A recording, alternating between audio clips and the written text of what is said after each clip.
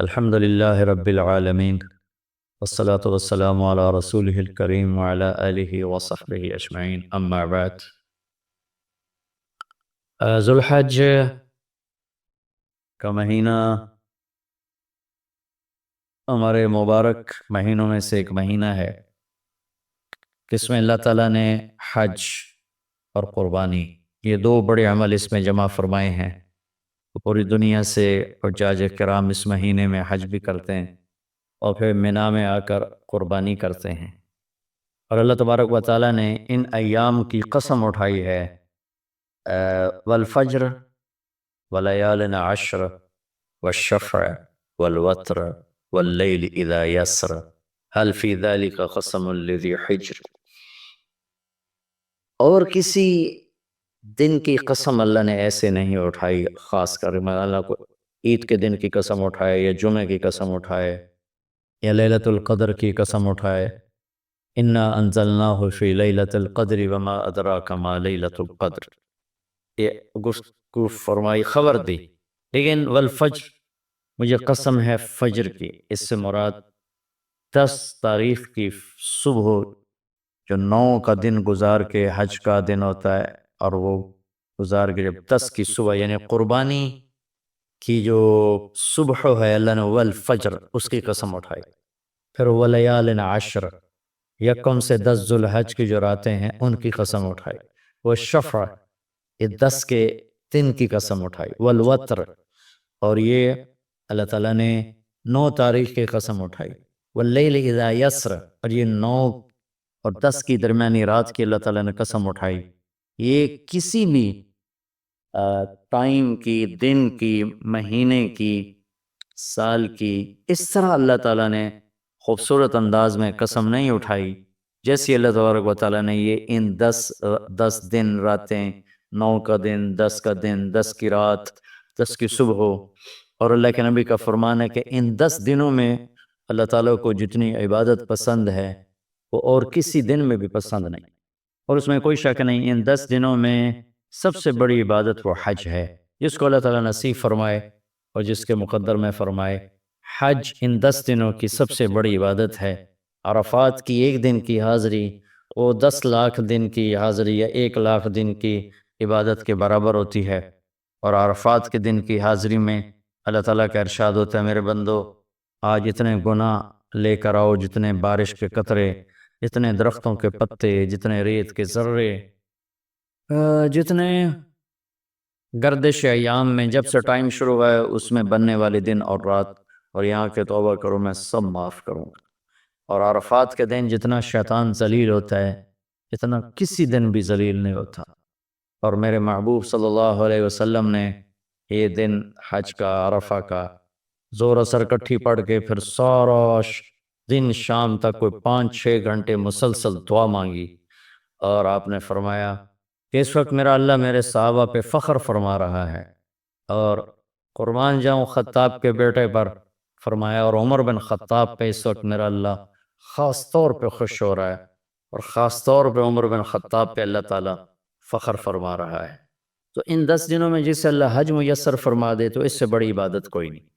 حج میسر نہیں ہے تو پھر ان 10 دنوں میں نومی کا روزہ رکھنا، ان 10 دنوں میں روزے رکھنا، اس میں نوافل کی کثرت، صدقے کی کثرت، پھر قربانی، یہ سارے اعمال ان 10 دنوں میں انتہائی محبوب ہیں، جنہیں اللہ سعادت دے دے حج کی، بار بار جائیں۔ تابعوا بین الحج والعمرہ، حج عمرہ آگے پیچھے کرو، آگے پیچھے کرو۔ ایک بہت بڑا طبقہ ہے جو یہ کہتا ہے کہ ایک دفعہ فرض ہے اس کے بعد کوئی ضروری نہیں۔ میں کب کہتا ہوں کہ ضروری ہے؟ ضروری نہیں ہے، لیکن ضروری کا مطلب فرض نہیں ہے، لیکن اللہ اس کے رسول کو پسند ہے کہ اس کے گھر بار بار آیا جائے، بار بار حاضری دی جائے۔ اللہ کے نبی کو تو آخر عمر میں جا کے موقع ملا، اس کے بعد آپ دنیا سے تشریف لے گئے۔ اگر آپ اس کے بعد زندہ رہتے تو یقیناً آپ ضرور حج کرتے، چونکہ آپ نے جتنے سال مکہ میں گزارے آپ نے ہر سال حج کی، نبوت کے اعلان سے پہلے بھی اور نبوت کے اعلان کے بعد بھی آپ نے مسلسل حج کی، اور 4 عمرے آپ نے فرمائے زندگی میں، 4 عمر، ایک عمرہ مدینہ سے خاص طور پر تشریف لائے جس کو ہم صلح حدیبیہ کہتے ہیں، وہ ہو نہیں سکا لیکن آپ نے وہیں عمرے کا کام پورا کیا، سر مڑائے، احرام کھولے، پھر اگلے سال آپ اس کی قضاء کے لیے تشریف لائے، پھر ایک عمرہ آپ نے فتح مکہ کے بعد جارانہ سے احرام باندھ کے تشریف لائے اور عمرہ کیا، اور ایک عمرہ آپ نے اپنے حج کے ساتھ کیا۔ صدیقی دور میں پہلا سال جنگوں میں گزر گیا، دوسرے سال صدیق اکبر اپنے پورے ساتھیوں کے ساتھ حج پہ تشریف لائے۔ فاروقی دور میں عمر بن خطاب رضی اللہ تعالیٰ عنہ 10 سال حکومت کی، 10 سال حج کیا، ہر سال حج پہ تشریف لائے۔ عثمان رضی اللہ تعالیٰ عنہ نے اپنی خلافت کے دور میں جب تک امن رہا ہر سال حج کرتے رہے، جب فساد شروع ہوا تو آپ رکے، اس میں شہید ہو گئے۔ علی رضی اللہ تعالیٰ عنہ کو موقع نہیں ملا، جنگوں میں زندگی گزر گئی، اور اسی میں آپ اللہ پاک کی بارگاہ میں پہنچ گئے۔ تو لیکن باقی 3 ساتھیوں کی خلافت کے دور میں آپ نے بکثرت حج اور عمرے کیے۔ تو دین کے کسی عمل کو یوں کہہ کر ہلکا نہیں بنانا چاہیے کہ اس کی کیا ضرورت ہے، اتنا پیسہ خرچ کرتے ہیں، اس کی کیا ضرورت ہے، کسی غریب کو دے دیا جائے۔ یہ اس طرح تخول نہیں کرنا چاہیے کہ اللہ کے گھر کی حاضری کو اتنا ہلکا نہیں سمجھنا چاہیے۔ میرا اللہ بلائے تو بار بار جانا چاہیے، اور جس کو اللہ توفیق دے عمرے پہ جائے، حج پہ جائے۔ ہاں، غریبوں پر بھی خرچ کرے، اپنے رشتہ داروں پر خرچ کرے، ضرورت مندوں پر خرچ کرے، لیکن اللہ کے فضل سے امید ہے جو اس طرح اللہ کے گھر جانے پر خرچ کرتے ہیں تو اپنے اللہ کے فضل سے غریبوں پر بھی خرچ کرتے ہیں۔ اس کو آپس میں یوں اس کا مقابلہ نہیں کرنا چاہیے، یہ چیز اللہ کو پسند نہیں ہے۔ شہنشاہ کے، دنیا کے سب سے بڑے بادشاہ کے دربار میں حاضری کو ہم اتنا ہلکا نہ سمجھیں، بہت بڑی سعادت ہے۔ حضرت امام حسن کی سنا دیتا ہوں۔ امام حسن رضی اللہ تعالی عنہ نے 20 حج پیدل کیے، مدینہ سے پیدل تشریف لاتے تھے اور حج فرماتے تھے۔ 20 حج، یہ تو اہل بیت کے جگر گوشہ رسول ہیں اور جگر اہل بیت ہیں، تو 20 حج فرمائے آپ نے، پیدل فرمائے، مدینہ سے تشریف لائے مکہ پیدل۔ ایسے ہی امام حسین رضی اللہ عنہ نے کئی حج پیدل مجھے ان کا عدد یاد نہیں، امام حسن کا مجھے یاد ہے 20 حج پیدل کے، اور اللہ کے نیک بندوں نے برس ہا برس اللہ کی بارگاہ میں پیدل حاضریاں دی ہیں۔ تو ان 10 دنوں میں عبادت کا ذوق بڑھنا چاہیے، نوافل بڑھائے جائیں، ذکر بڑھائے جائے، تلاوت بڑھائی جائے، ہمت ہو تو روزے رکھے جائیں، خاص طور پہ 9 تاریخ کا روزہ پچھلے سال کے سارے گناہ معاف ہو جاتے ہیں، ایک دن کا جو روزہ ہے۔ پھر اس کا دوسرا جو بڑا عمل ہے وہ قربانی ہے، اور یہ قربانی آدم علیہ السلام سے چلی آ رہی۔ وَاتْلُ عَلَيْهِمْ نَبَأَ ابْنَيْ آدَمَ بِالْحَقِّ إِذْ قَرَّبَا قُرْبَانًا فَتُقُبِّلَ مِنْ أَحَدِهِمَا وَلَمْ يُتَقَبَّلْ مِنَ الْآخَرِ۔ اس قربانی کی بنیاد تو آدم علیہ السلام سے پڑی ہے، لیکن ہمیں جو حکم ملا وہ سنت ابیکم ابراہیم، وہ ابراہیم علیہ السلام کی سنت ہے قربانی۔ یہ بہت خوبصورت قصہ ہے اور بہت عجیب و غریب قصہ ہے کہ اللہ پر سب کچھ لگا دینا۔ ایک شخص کو اولاد کے لیے دعا مانگتے مانگتے مانگتے کچھ 60 برس گزر گئے، 65 برس گزر گئے، رب ہب لی من الصالحین، یا اللہ مجھے نیک اولاد دے دے، نیک اولاد دے دے۔ نیک اولاد میں 84 سال کی عمر میں اللہ نے 84 سال کی عمر میں بیٹا دیا۔ بڑھاپے کی اولاد تو دل پکڑ لیتے، اور ابھی چند دن نہیں گزرے تھے کہ اللہ نے کہا جاؤ اسے چھوڑ کے آؤ۔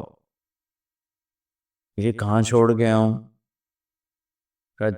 جبریل آئے گا تمہیں راستہ بتائے گا۔ تو جبریل انسانی شکل میں آئے، تو براق کی طرح نہیں یہ سفر ہوا کہ ایک دم میں پہنچا دیا، بلکہ جبریل انسانی شکل میں آئے، اونٹنی پر سوار ہو کر، ابراہیم علیہ السلام دوسری اونٹنی پر، بچہ اور بیگم، اور ان کو فلسطین سے چلایا، اور چلاتے چلاتے چلاتے چلاتے جب مکے کے کالے پہاڑ آ گئے جہاں کچھ بھی نہیں ہے، نہ پانی نہ سایہ، کہیں چھوڑ دو۔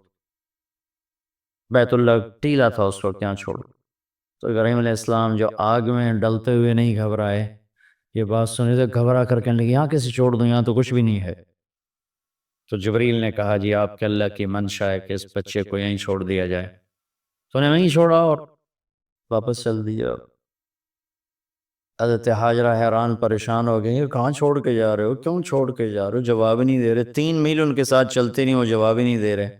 3 میل کے بعد ان کو یاد آئی ہے تو اللہ کے نبی ہیں، اللہ امرک، ابراہیم کا یہ اللہ کا حکم ہے، کہاں اللہ کا حکم ہے، اذن لن یضیعن اللہ، جاؤ پھر اللہ مجھے ضائع نہیں کرے گا۔ اس طرح بنیاد رکھی، بچے کو ایسے جنگل میں چھوڑا، جب وہ بڑے ہو گئے تب حکم آیا جاؤ ذبح کرو۔ تو اب آپ کی عمر ہو چکی ہے کوئی 92 سال یا 94 سال، 90+ ہے، 100%۔ اف ہو ہو ہو، فلسطین سے چلے مکہ جا رہے ہیں، کیا کرنے جا رہے ہیں؟ بچہ ذبح کرنے جا رہے ہیں، کوئی مرغی اور بکرا ذبح کرنے نہیں جا رہے۔ پھر ان کو تیار کرا کے مینا کی وادی میں لا کر کہ بیٹا اللہ کا حکم ہے تمہیں ذبح کر دو۔ تو بیٹے نے کہا یا ابت افعل، تو آپ کر دیں جو کرنا ہے۔ ابراہیم علیہ السلام کہنے لگے تو یہ خبر ابھی ہے میں کیا کہہ رہا ہوں؟ کہا جی مجھے پتہ ہے، آپ کہہ رہے ہیں مجھے ذبح ہونا ہے، تو آپ کے بدلے میں مجھے اللہ ملے گا، وہ آپ سے بہتر ہے، اور دنیا کے بدلے میں جنت ملے گی، وہ دنیا سے بہتر ہے۔ پھر معصوم بچے نے کہا ابا میرے ہاتھ باندھنا، تو مجھے الٹا لٹانا، اور پھر فرمایا کہ مجھے اپنا کرتا اتارا اور کہا کہ یہ میری اماں کو دے دینا، میری نشانی رہے گا، اور آپ اپنے کرتے میں مجھے کفن دے کے ادھر دفن کر دینا۔ تو ان کے ہاتھ باندھے، پاؤں باندھے، الٹا لٹایا، اپنا گھٹنا رکھا ان کی کمر پر، ان کے سر کے بال اٹھائے اور تھوڑا سا اوپر کر کے نیچے چھری چلانے کے لیے، ایک ہاتھ میں بال تھے ایک ہاتھ میں چھری تھی، اور یوں آسمان کو دیکھا کہ اللہ تو مجھ سے ناراض ہو گیا ہے کہ اسماعیل کی محبت نے میرے دل میں جگہ پکڑ لی ہے۔ نہیں میرے مالک، میرے دل میں تیرے سوا کچھ نہیں ہے، اگر میرا کوئی امتحان ہے تو پاس کر دے، میں میرے دل میں تیرے سوا کچھ نہیں ہے، اور اگر تم مجھ سے ناراض ہے تو اپنی ناراضگی دور کر دو، چھری چلا دو۔ تو میرے مالک نے اسماعیل کو نکال کر چھترے کو ڈال دیا، چھترا، اور آنکھ کھلی تو آنکھوں پر پٹی تھی، کھولی تو آگے چھترا ذبح تھا۔ نبی پاک صلی اللہ تعالی علیہ وسلم قربانی کے موقع پر 2 چھترے، بکرا نہیں، بھیڑ نہیں، گائے نہیں، بھینس نہیں، 2 چھترے ذبح فرماتے تھے قربانی کے، ایک اپنی طرف سے ایک امت کی طرف سے۔ حج کے موقع پر آپ نے 63 اونٹ ذبح کی، 63 اونٹ، جو ایک اونٹ میں 7 آدمی ہوتے ہیں، ایک اونٹ میں 7 آدمی ہوتے ہیں، تو یہ کچھ 441 42 441 قربانیاں آپ نے کی اپنی طرف سے، اور مالداروں کو پیغام دیا کہ قربانی خوب کرو۔ لیکن ہمارے ملک میں ایک عجب چیز چل گئی، بیل لے لیا، 20 لاکھ کا بیل لے لیا، یہ صرف فخر ہے، ریا ہے، اور بناوٹ ہے، دکھاوا ہے۔ آپ 20 لاکھ کے بکرے خریدیں تاکہ غریبوں کو گوشت پہنچے، 20 لاکھ کا ایک بیل لے کے آپ نے کون سا سمجھداری کا، عقل مندی کا کام کیا؟ وہ کراچی مجھے لے گئے منڈی میں، تو وہ 5-5 لاکھ کے بکرے کھڑے ہوئے تھے، میں تو حیران پریشان ہو گئے، بکرے کی قیمت 5 لاکھ۔ تو وہ جو مالدار لوگ ہیں ان میں ایک مقابلہ بن گیا ہے اور ایک فخر بن گیا ہے، جی میں 20 لاکھ دا ذبح کیتا، میں 10 لاکھ دا ذبح کیتا، ہم نے تو بھائی 50 لاکھ کا ذبح کر دیا۔ میں آپ سب بھائیوں کی منت کرتا ہوں، اللہ نے آپ کو رزق دیا ہے تو آپ بیوقوف نہ بنیں، آپ اس کو صحیح خرچ کریں۔ آپ 20 لاکھ کے جانور خریدیں، 20 لاکھ کے آپ بکرے لے لیں، 20 لاکھ کے آپ عام درجے کی گائے لے لیں، آپ بھیڑے لے لیں، آپ اونٹ لے لیں، بیل لے لیں، 20 لاکھ کے بیل لے لیں، تو کتنی بڑی قربانی ہوگی اور کتنے غریبوں تک وہ کھانا جائے گا۔ 20 لاکھ کا ایک بیل لے کر آپ نے کیا کمایا؟ کون سی نیکی کمائی آپ؟ تو میں اگر کوئی میری بات پہنچ جاتی ہے کسی ایسے میرے بھائی تک جو ایسا شوقین ہے، یقیناً اس نے اللہ کے لیے بہت بڑا قدم اٹھایا کہ 20 لاکھ خرچ کر دیے، لیکن تھوڑی سی نادانی سے کام لیا ہے، بلکہ بہت بڑی نادانی سے کام لیا ہے کہ 20 لاکھ ضرب 4-5 من 10 من گوشت پہ لگا دیے، جبکہ اس میں سے 1000 من گوشت نکل سکتا تھا اگر وہ 20 لاکھ کے بکرے لے لیتے، 20 لاکھ کی بھیڑیں لے لیتے، چھترے لے لیتے، دمبے لے لیتے، 20 لاکھ کے گائے عام خرید لیتے اور بچڑے لے لیتے، تو کتنے غریبوں تک یہ گوشت چلا جاتا۔ تو یہ میرے ملک میں یا خاص طور پر شہروں میں، کراچی میں تو پاگل ہوئے پڑے ہیں لوگ، جو کراچی منڈی انہوں نے دکھائی تو میں حیران پریشان ہو گیا کہ یہ کیا حماقت ہے، نادانی ہے۔ اور پھر ان بیلوں کو وہ پستے کھلا رہا ہے، بادام کھلا رہا ہے، مکھن کھلا رہا ہے، دودھ پلا رہا ہے۔ وہ بیچارہ بیل بھی تھک تھک موٹا ہو، بیچارہ تھک کے کھڑا ہوتا ہے، میں نے جلدی فارغ کرو، ذبح کرو، اس کی جان پزی ہوتی ہے۔ تو میں مالدار بھائیوں سے عرض کرتا ہوں کہ ایسی نادانی کے کام نہ کریں، اس قربانی کو اس طرح کریں کہ غریبوں کے لیے یہ ایک دن اللہ نے رکھا ہے، تو اس طرح کریں کہ غریبوں کو نفع پہنچے۔ یہ اس نادانی سے توبہ کریں کہ ایک بیل 10 لاکھ کا لے لیا، ایک بکرا 5 لاکھ کا لے لیا، اس میں کتنا پیسہ آپ نے ایک تھوڑے سے بہت تھوڑا نفع کمایا، بہت زیادہ خرچ کیا۔ اس کے ساتھ اب بہت بڑا نفع، چونکہ قربانی کے جانور جب ذبح ہوتے ہیں تو جتنے اس کے جانور کے جسم پہ بال ہوتے ہیں اتنی نیکیاں لکھی جاتی۔ 20,000 کا بکرا اچھا مل جاتا ہے تو 1 لاکھ میں 5 بکرے آ جاتے ہیں، اور 5 لاکھ میں 25 بکرے آ جاتے ہیں۔ ایک بکرا 5 لاکھ کا لیا، اس کے جسم پہ فرض کرو 1 لاکھ بال ہیں، اور آپ نے 25 لیے تو 25 لاکھ آپ کی نیکیاں بڑھ گئیں۔ تو یہ بہت نادان نادان نادان طرز چل رہا ہے۔ میں آپ سب کی منت کرتا ہوں کہ اس طرح پیسہ ضائع نہ فرمائے، اللہ کی دی ہوئی امانت ہے۔ ایک بیل آپ نے 20 لاکھ کا لے لیا، 20 لاکھ میں تو 100 بکرے آ سکتے، 100 بکروں کے ذریعے سے کتنے لوگوں کی خدمت کی جا سکتی ہے۔ تو اس قربانی کو شوق سے بھی کریں، اور مستحب یہ ہے کہ جس کے جو قربانی کر رہا خود ذبح کرے، یا اس کی جگہ کھڑا ہو، اس جگہ ذبح کرنے والے کے پاس کھڑا ہو۔ قربانی کے گوشت میں سے قربانی کی قیمت نہ دی جائے، قربانی کی اجرت نہ دی جائے، اجرت اس کے علاوہ دی جائے، ایمان کر چلے۔ اس امت میں پھر اللہ تعالیٰ نے ہمیں دکھایا کہ میرے نبی کے صحابہ نے کیسے قربانیاں دی۔ حضرت حبیب بن زید رضی اللہ عنہ کو آپ نے مسلمہ کذاب، مسلمہ جھوٹا نبی تھا، اس کے پاس بھیجا کہ توبہ کرو اور میرے اوپر ایمان لاؤ۔ تو انہوں نے حبیب بن زید کو پکڑ لیا، کہنے لگا تم گواہی دیتے ہو محمد اللہ کے رسول ہیں؟ کہنے لگا ہاں میں گواہی دیتا ہوں۔ کہنے لگے تم گواہی دیتے ہو میں اللہ کا رسول ہوں؟ کہنے لگے مجھے سنائی نہیں دیتا۔ تو اس نے ایک ہاتھ کاٹ دیا۔ پھر کہنے لگا تم گواہی دیتے ہو محمد اللہ کے رسول ہیں؟ کہنے لگے ہاں میں گواہی دیتا ہوں، محمد اللہ کا رسول ہیں صلی اللہ علیہ وسلم۔ کہا تم گواہی دیتے ہو کہ میں اللہ کا رسول ہوں؟ کہا مجھے سنائی نہیں دیتا۔ اس نے دوسرا ہاتھ کاٹ دیا۔ پھر کہنے لگا تم گواہی دیتے ہو محمد اللہ کا رسول ہے؟ کہا ہاں۔ کہ تم گواہی دیتے ہو میں اللہ کا رسول ہوں؟ کہ مجھے سنتا نہیں۔ انہوں نے ایک پاؤں کاٹ دیا۔ پھر اس نے کہا تم گواہی دیتے ہو محمد اللہ کا رسول ہے؟ کہنے لگے ہاں۔ تم گواہی دیتے ہو میں اللہ کا رسول ہوں؟ کہنے لگے سنائی نہیں دیتا۔ تو اس نے دوسرا پاؤں بھی، دونوں ہاتھ کاٹ دیے، دونوں پاؤں کاٹ دیے۔ پھر کہنے لگا بتاؤ تم میری رسالت کی گواہی دو۔ کہ میں سنتا نہیں۔ تو گوشت کی بوٹی اتار دی۔ پھر کہا تم کہو میں اللہ کا رسول ہوں؟ کہ مجھے سنتا نہیں۔ تو گوشت کی بوٹی اتار دی۔ کرتے کرتے کرتے پورا گوشت زندہ کی بوٹیاں کاٹ کاٹ کاٹ کے تڑپا تڑپا تڑپا کے ان کو شہید کیا۔ کس قدر دردناک موت ہے۔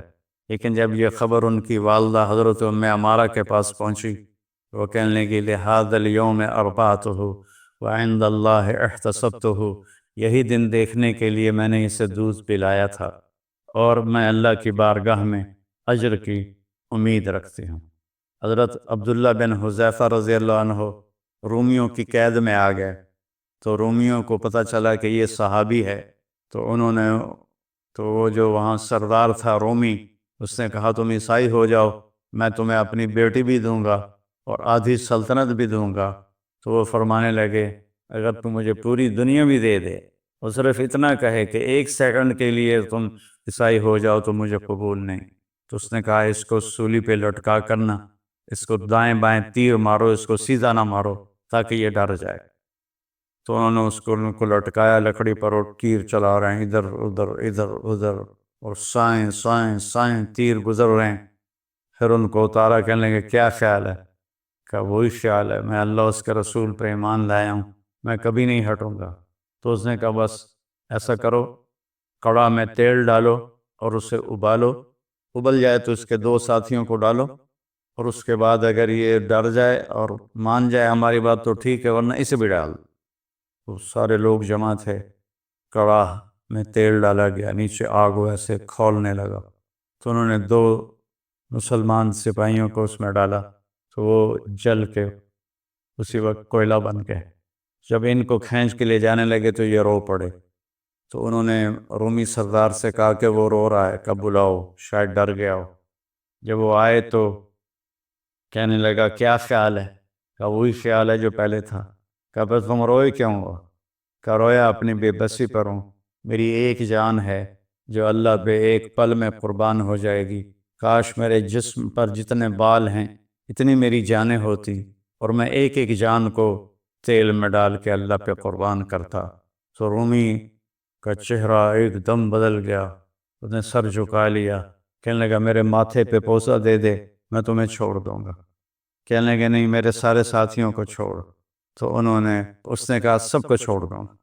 تو حضرت عبداللہ بن حذیفہ نے اس کے ماتھے پہ بوسہ دیا، انہیں 200 کے 200 آدمی سوائے 2 جو شہید ہو گئے سارے چھوڑ دیے۔ جب یہ مدینہ پہنچے تو حضرت عمر رضی اللہ تعالیٰ عنہ کو واقعہ سنایا، تو آپ نے سارے مدینے والوں کو جمع کیا، عبداللہ بن حذیفہ کو ممبر پہ بٹھایا اور کہا کہ میں اس کا بوسہ لے رہا ہوں سب سے پہلے، پھر تم سارے اس کے ماتھے کا بوسہ لو۔ تو حضرت عمر نے ان کے ماتھے کا بوسہ لیا، اور باقی سب صحابہ نے پھر ان کا بوسہ لیا۔ اور یہ مزاج کیسے تھے کہ اتنے مزاحیہ تھے، اتنے مزاحیہ مزاج کے تھے کہ ان کو حمار کہتے تھے۔